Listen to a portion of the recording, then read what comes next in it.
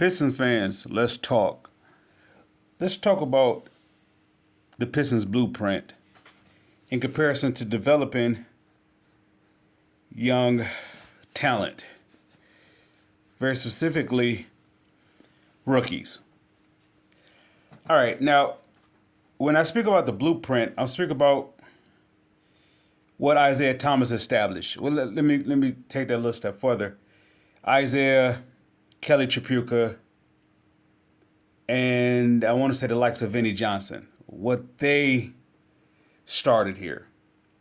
They started a blueprint. How to, of course, you on top of that you have Jack McCloskey, and you could say the likes of Chuck Daly when he came in. I believe he came in year '82. Isaiah was here a year before that. I believe Bill Laimbeer came in year '82, and they start developing something once they start playing at Isaiah pace, Isaiah style of play. All right. So the blueprint is once Isaiah is established, that he's going to get you what he's going to do. He's going to be your guy. Now, drafted in young players to develop them is going to be kind of funny because when Isaiah was here, I believe Vinnie Johnson was starting along with Isaiah. If not, it was John Long. I'm not sure. This, of course, is before Joe Dumars was there. Point of me saying this is they drafted a lot of veterans. So, they brought in veterans to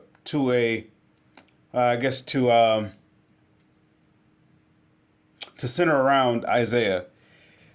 Kelly Tripucka was the other guy that they drafted at the same time they drafted Isaiah, that same year, I believe, '81. Other than that, they brought in vets. When they brought in Bill Laimbeer, vet. When they brought in Vinnie Johnson, vet. When they brought in, who was another individual that, I don't want to speak about the likes when they start winning, but I'm talking about early on. This is a blueprint. You get your horse, your thoroughbred. You get your guy that you can go 100 miles an hour with, your lunch pail guy, or this guy just an energizer. He just does everything. Isaiah's this guy, and Ben Wallace is the lunch pail guy. Either you're gonna go one or two ways. This is the Pistons blueprint. You're gonna go one or two ways.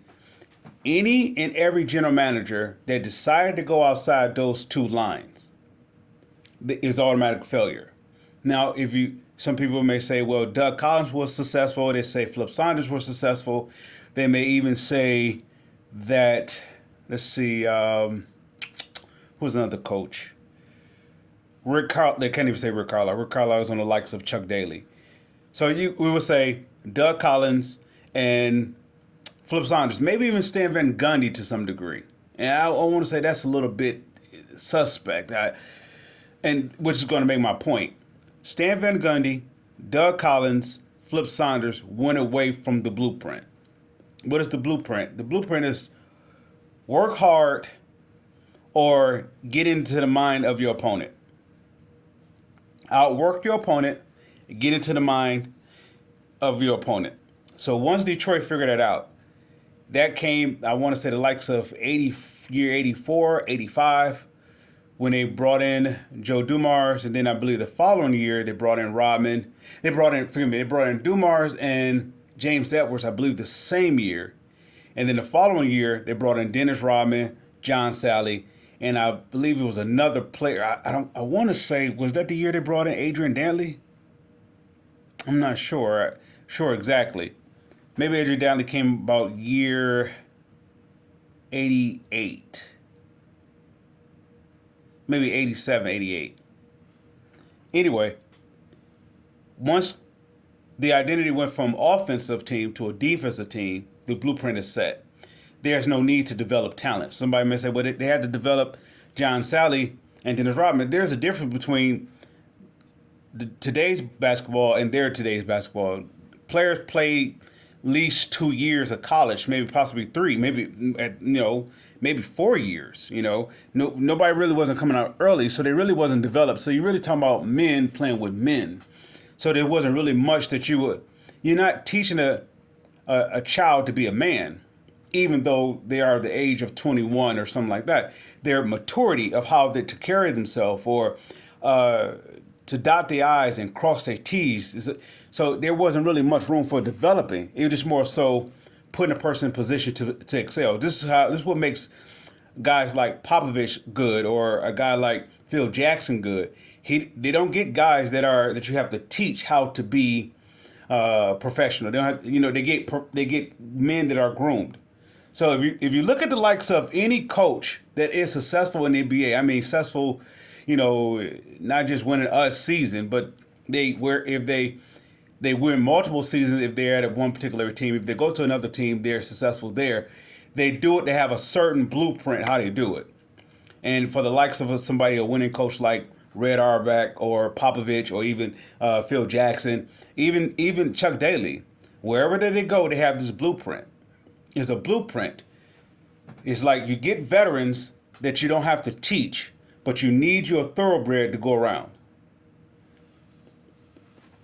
So this eliminates the process of developing young talent, like the 2 to 3 years for a player. Say, for example, for the likes of Darko. The reason why Darko failed because there was no development within him.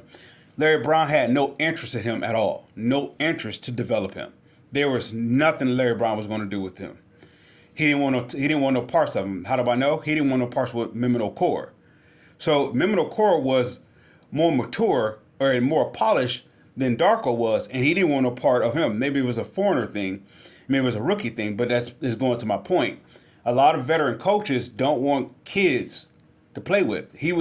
Larry Brown was really upset when they let go of Michael Curry for the likes of Tayshaun because he loves vets. That's a lot less teaching that you have to, take time to do, especially very specifically if you're coming off a 50-win season.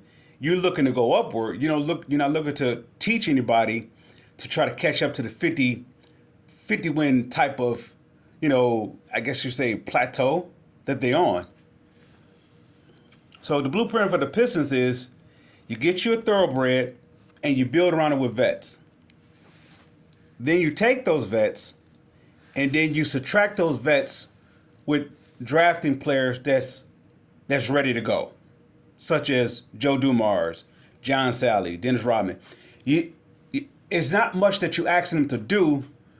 Do what they've been doing for 3 to 4 years in college. Yet they don't have the carrier team because you have your thoroughbred in Isaiah Thomas. Or you have your thoroughbred in Ben Wallace. All right, this is the reason why they didn't have to do so much developing with Tayshaun Prince or Mehmet Okur. Mehmet Okur was playing professional ball overseas. Tayshaun played 4 years in college. There's not much developing that you have to do there. With today's NBA, you have to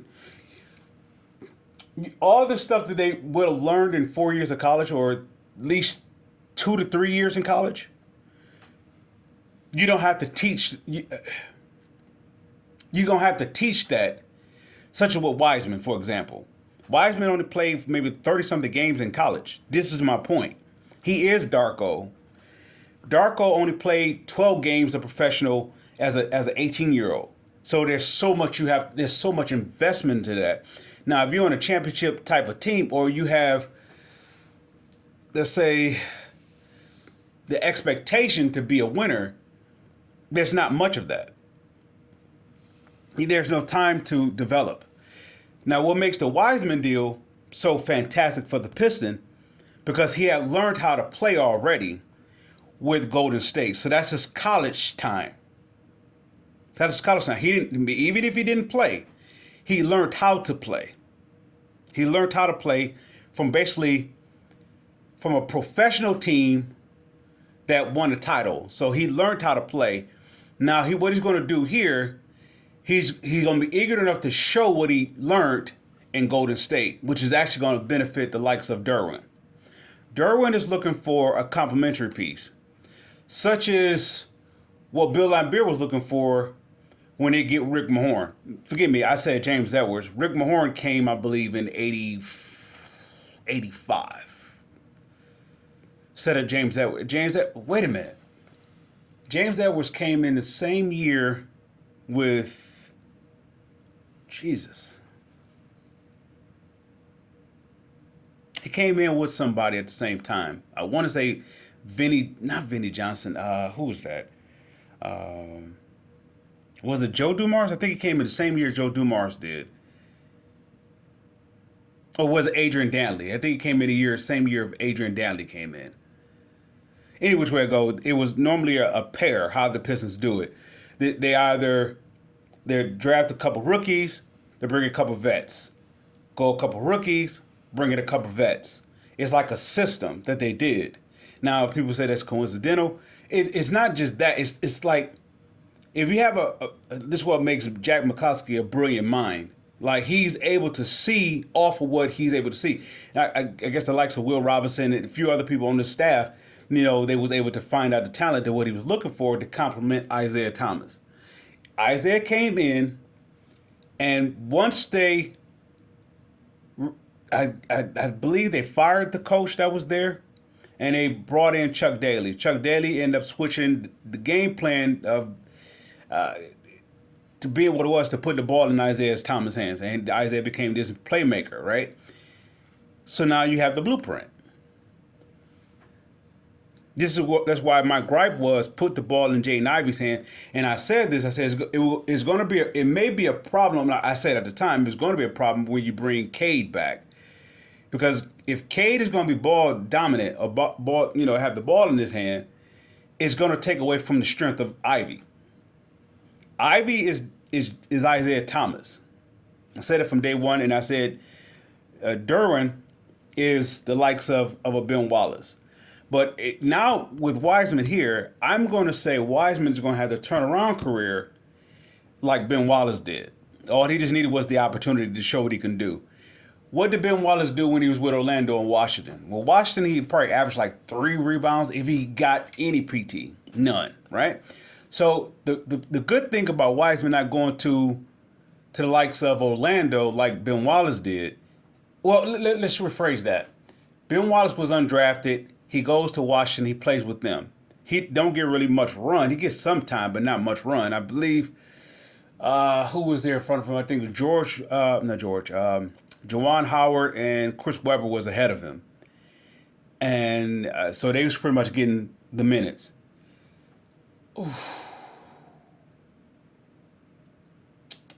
So he goes to Orlando and he puts up, I want to say, 7 to 8 rebounds a game.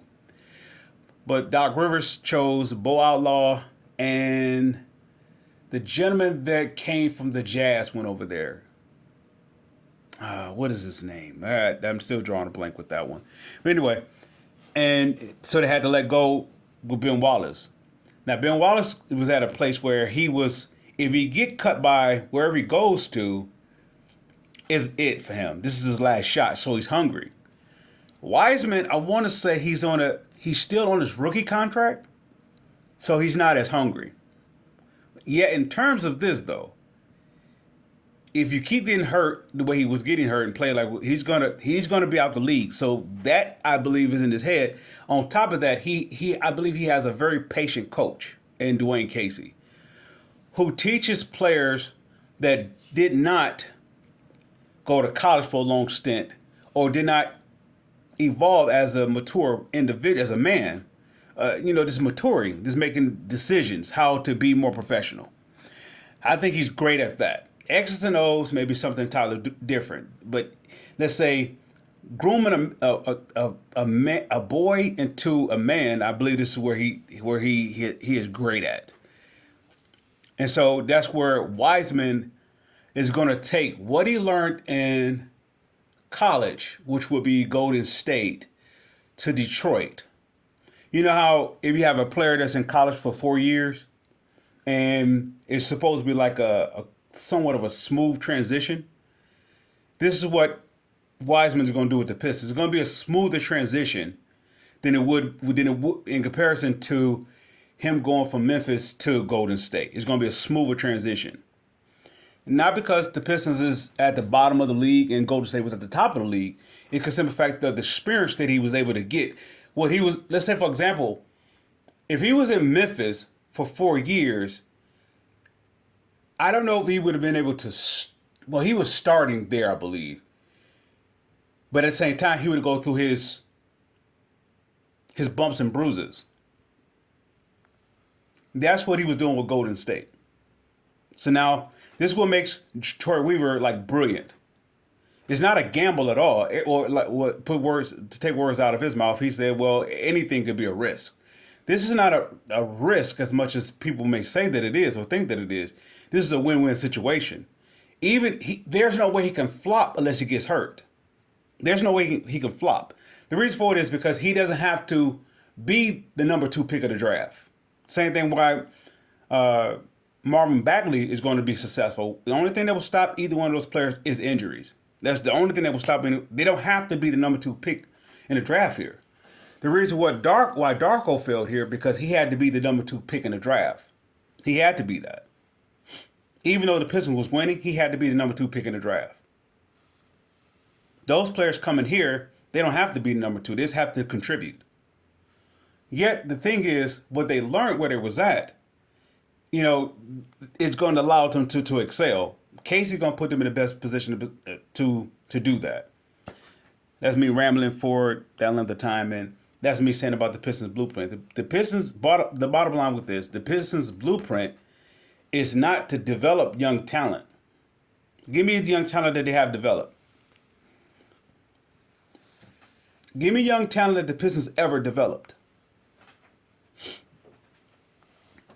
Go ahead and say Joe Dumars and John Sally, Rick Mahorn. Dennis Rodman, not Rick Mahorn. I meant to say Joe Dumars, John Sally, Dennis Rodman. Those players was vets. They was like 20-something years old when they was coming out of college and stuff. Yeah, you don't have to develop them. Their game was pretty much polished in college. This is the reason why the NBA decided to go young, because you get more out of them, by coming out early. You could get more, more playing time or, more access to them, which it backfired, in my opinion, because now the players is undeveloped coming out of college, which is actually making the game disastrous in comparison to the players that came out of college. Let's say, for example, when Garnett came into the league, all right, you got the likes of Garnett, Kobe Bryant, and Tracy McGrady, right? When they came into the league, they was playing against men, right? They wasn't playing against guys that was coming out of school early. So they was playing against men. So if Garnett was going to reach his potential, he had to beat out men for his job. He had to beat out a kid that is excited because he got a contract, or excited that, he was able to buy his mother a house. He had to beat out men that was actually hungry, right? So it's a totally different spill. It's a totally different deal. So when Kevin Garnett finally came into his own, he beat out men. When Kobe came into his own, he had to beat out men. Tracy McGrady came to his own, he had to beat out men. Of course, you could say he had a given slate in Orlando, in comparison to what he had to do in Toronto. Toronto's making my point. When he was there, he had to beat out men to get his minutes. The NBA now is nothing but kids. So there's nobody really you have to beat out, because nobody's developed. Nobody's has polished their repertoire. They don't even have a repertoire. So this is where I'm making my point about the Pistons developing talent. The Pistons never really developed talent, because players came here when they was drafted, they was ready to go. With the exception of a few, like Rodney White wasn't ready to go, or you could say Darko wasn't ready to go. And this is making my point. They never developed here. Detroit is. Give me a player that the Pistons developed. Don't say Tayshaun. Tayshaun was developed in Kentucky. Give me a player that develop here. The only thing that they was able to do, when you have a veteran team, you put them in a spot where they don't show that they're a rookie, right? So you play to their strengths. Tayshaun, you use your length, your wingspan, so forth. You stay in front of your man. He didn't have to be anything else but just that. That's Pistons DNA. That's Pistons blueprint. When they drafted Joe Dumars, just do this. All right? When they drafted Dennis Rodman, John Sally, just do this. They didn't have to develop them. Just do this role. That's all it is. It's a role. That's Pistons DNA. When they draft a player, we have a very specific role for you. The only thing about why Darko failed, there was no specific role for him to play. And at the same time, if you did have a role for him, you was going to develop him into a role. And that's where Larry Brown didn't have the time for it. Nobody else did either, in that matter. So on the likes of, let's say for the rookies that they have going now, what's the roles for them? What's the role for? If it was up to me, I would say the roles for Ivy I would put the ball in his hand, and the Pistons will play at a fast paced tempo. Why? Because that plays at his strength. He's the guy that can do it. It's like where he's constantly the advantage against the opposing team until they get, find a way to stop it. But this is where you compliment him. That's why I don't believe that Cade is the complement piece to Ivy. I don't see it. I need someone that can balance Ivy. Joe Dumars was a perfect balance to Isaiah Thomas. Isaiah was pretty much, not going to say flashy, but he was pretty much quick, right? Joe Dumars was more so laid back. So his play balanced out Isaiah. This is the problem with the Pistons is that if they're going to stick with Ivy playing the point, does Killian balance Ivy? No. Only one I say on this team that balances him right now is Burks. Right now he balances him, but that's that veteran guy. That's that guy. That's that Vinnie Johnson guy, or you could say that's that John Lone guy. Until you draft the likes of a Joe Dumars. But just say, for example, when the Pistons, round 2 of the blueprint, when they came together with the Ben Wallace, you have Ben Wallace, you go in a free agency and you sign Chauncey Billups. But who is his running mate?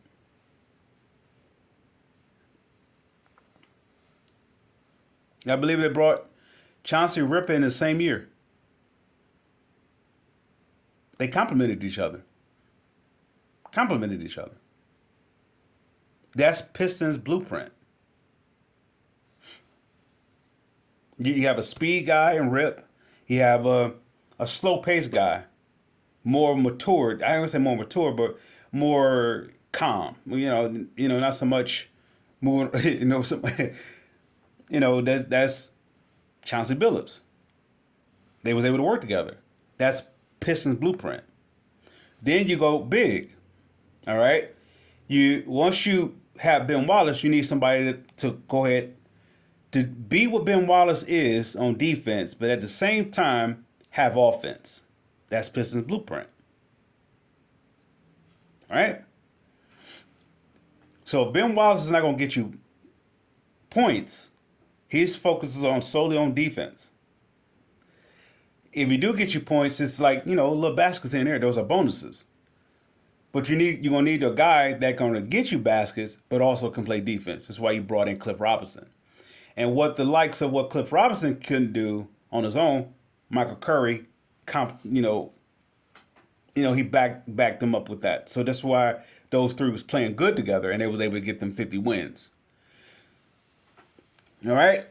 Okay. Now with that said, so when you take out, going to the point of this, where's the room for development? Pistons had never really developed talent. Don't say Grant Hill. Grant Hill was never developed here. He was developed in Duke. Give me some players that Pistons have developed here. The only player that they developed started with the very start of it, and that's that's Isaiah Thomas. That's the only player that they developed. I guess you could say Mehmet Okur sort of was developed here. I guess you could say that. I guess you could say, but I would say, like I said about Tayshaun, their development was playing. Mehmet Okur development was overseas. Tayshaun development was in Kentucky. Rodney White had no development. He came in 1 year out of what school did he come out of? I can't think of it right now. I think it was North Carolina. 1 year in North Carolina and nothing. I think he came out of North Carolina. I'm not sure. And everything that Joe Dumars drafted after that Really was no good. Jason Maxiell, he played a length of college, but where's the development? No development. Let's say Amir Johnson, young player out of high school. Give me some development here. So Carlos Delfino, his development came from overseas, but where's the development here? None. This is a veteran. This type of town. It affects, I guess, the sports teams as well. It's go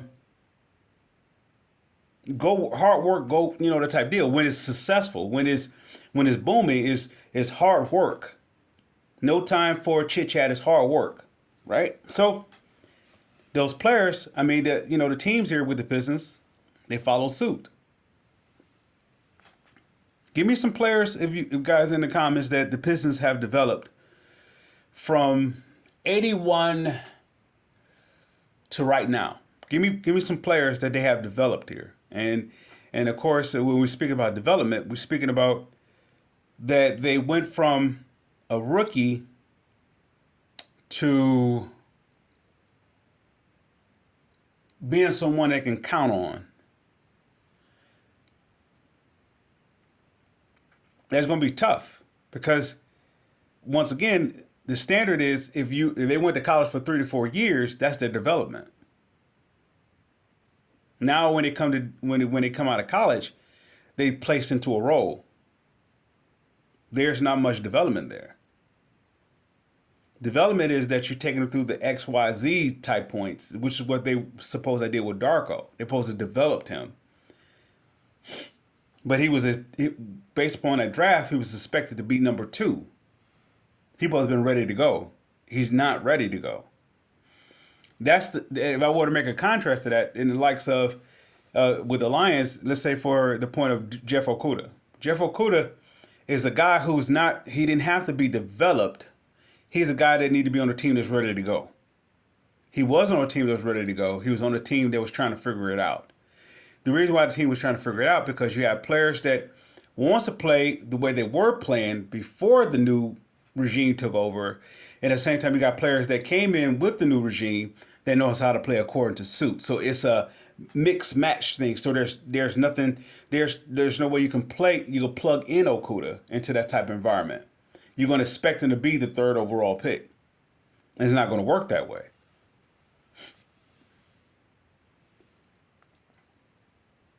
See, all right, let's have an example. When people look at with the Okuda to Deion Sanders comparison, if anybody were to say that to bring forth value to the pick, Deion Sanders came to a team that was at the bottom, and you could do whatever you want. Jeff Okuda,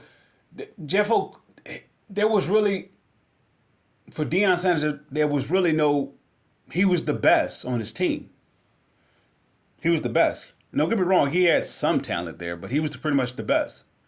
He was the thoroughbred. He's the guy that you're going to ride to the sunset. Jeff Okuda was never that type of guy. He's a piece to the puzzle. He is like a Trey Flower type.